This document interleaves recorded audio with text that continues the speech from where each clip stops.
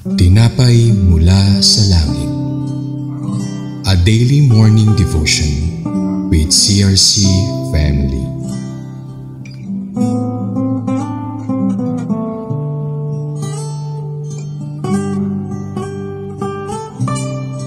Isang mapagpalang umaga. Ako po ay si Sister Mina Chua from CRC Queens of Daughter Church. Samahan ninyo po ako sa programang Tinapay Mula sa Langit, ang pang-araw-araw nating debosyon sa salita ng Diyos. Ngayon umaga ay matutunghayan natin ang Book of Numbers chapter 17 verses 1 to 3 na may pinamagatang Gathering Roads Identified with Each Tribe. Ngunit bago po tayo magpatuloy, tayo po ay dumako sa maikling panalangin. Panginoon Hesus, sa umagang to, nagpapasalamat po ako sa magandang araw, sa magandang panahon na pinagkaloob niyo sa bawat isa sa amin. Dalangin ko po o Diyos na ikaw siyang patuloy, Panginoon, na manguna sa bawat kilos at bawat salita ng aking bibig kasing sa pamamagitan ng pag-aaral namin ng iyong salita. Hinihiling ko po, Panginoon, na pangunahan mo kami ng banal na Espiritu, itago mo ko sa iyong likuran at salita mo lamang patuloy na lalabas sa aking mga labi. Bigyan niyo po ako ng double portion of your anointing, Lord God, na wisdom, more karunungan upang sa ganung Panginoon ko, maibahagi ko na maayos ang salitang ito, Panginoon, yung salita. Dalangin ko rin po sa mga nakikinig, open our spiritual ears, O God, na maunawa at maintindihan nila sa tulong ng iyong gabay ng banal na Espiritu. Maraming salamat sa iyo po ang kapurihan sa pangalan ni Jesus. Amen. Ngayon po ay babasahin na po natin ang ating pag-aaralan sa araw to, ang number 17, verses 1 to 3. Sabi po dito sa banal na aklat, sa 17:1, sinabi ng Panginoon kay Moises, sabihin mo sa mga Israelita na ang bawat pinuno sa bawat lahi ay magbibigay sa iyo ng isang baston at isulat doon ang kanilang pangalan. 12 lahat ang baston. Sa baston ng lahi ni Levi, isulat ang pangalan ni Aaron dahil kailangan may ng isang baston sa bawat pinuno ng lahi. Purihin po ang salita ng Diyos, praise God. Sa talatang nabasa natin,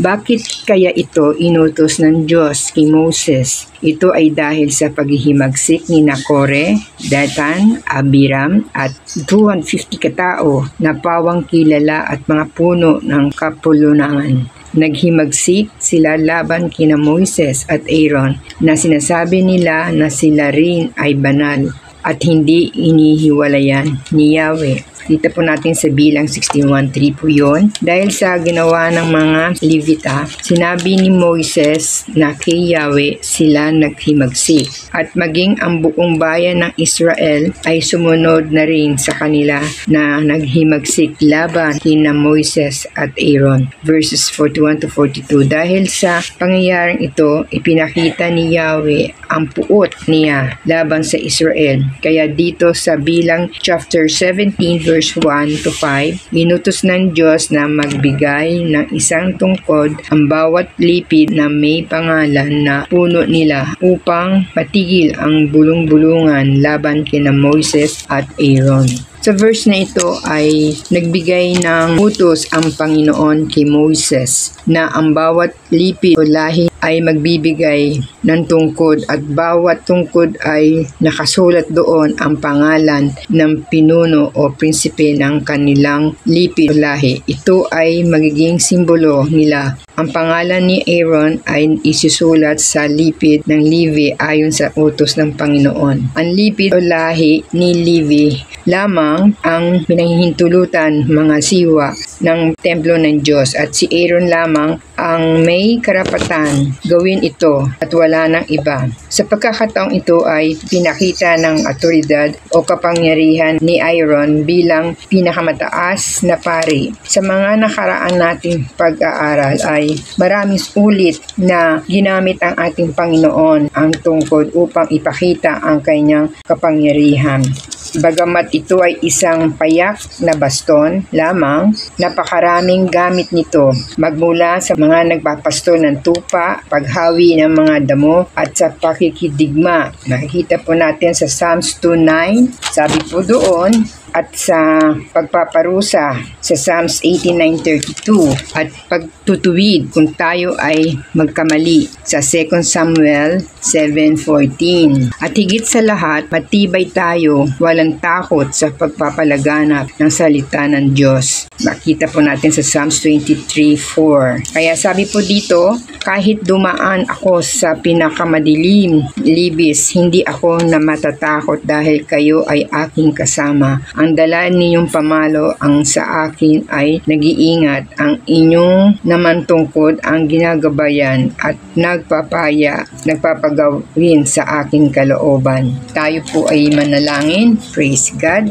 Dakilang Diyos, maraming salamat po sa ganito o Diyos, at dalangin po namin o Lord na naway na tumimo sa bawat puso namin sa mga nakikinig ang salita mo, ang napag-aralan namin o God. Naway ito po ay maging gabay sa aming buhay, na ikaw lamang Panginoon ang dapat namin tularan Panginoon. Panghawakan namin ang mga pangako mo at ang nais mo Panginoon sa bawat isa sa amin o God, na mamuhay kami na tapat at may kabanalan na naaayon sa inyong kautusan Panginoon. Maraming salamat po o Diyos, sapagkat ang inyong tungkod ang siyang gabay namin at nagpapagaang sa aming kalooban. Salamat o Diyos, ikaw po ang mapuri at mawalhati at madakila. Sa iyo po ang karangalan sa pangalan ni Jesus. Amen and amen. Praise God. Maraming salamat po sa inyong pakikibahagi sa aming programa. Lagi po natin panilay-nilayin ang salita ng Diyos mula sa ating puso, dahil lubos ang pagiging pag-uunawa natin dito. Mula po ninyo kaming samahan bukas sa paninilay-nilay ng kanyang mga salita dito sa programang Tinapay Mula sa Langit. Malaya po ninyong i-share ang video na ito upang kayo rin po ay maging pagpapala sa iba. Pagpalain po tayo ng ating Panginoon. Isang magandang umaga po sa bawat isa.